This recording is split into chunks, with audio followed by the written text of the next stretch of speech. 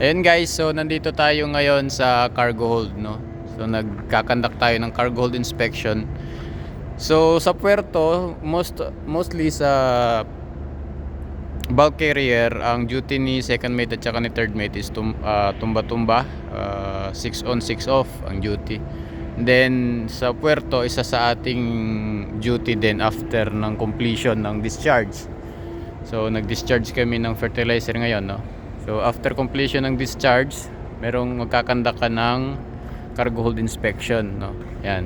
So ngayon, self-explanatory naman yan, no, kung ano yung mga titingnan mo sa cargo hold inspection. Siyempre yung mga damages, no, kasi para ma-report ni chief mate agad, makagawa sila ng mga damage report kung sakaling meron, no.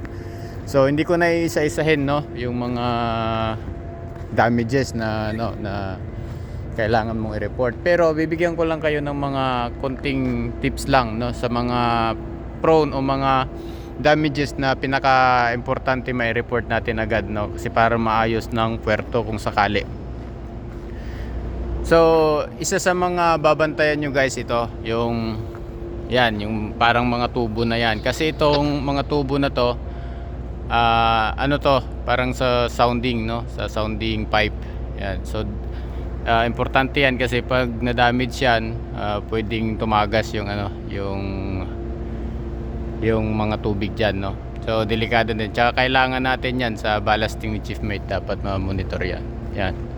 So yun yung mga prone, kasi may bulldozer, mapapansin nyo may bulldozer sa baba. Pag kaunti na lang yung kargada, ginagamitan ng bulldozer, minsan nababangga niya yan kasi hindi niya napapansin yan, nababangga ng operator, o kaya natatamaan ng ng pinaka niya diyan, pinakasungay niya, no. So madaling mabutas yung mga yan, so dapat check mo yan.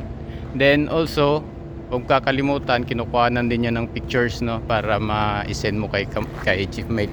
So yun nga, kung may mga damage, kuhanan mo ng pictures, then send mo kay chief mate para magawa nila ng damage report, no. Pero kung mga minimal lang naman, katulad niyan, mga scratches lang naman, no, so pwede mo na lang siyang sabihin kay chief mate, then hindi na nila gagawan ng report yan, pipinturahan na lang yan pagka naglinis na, no.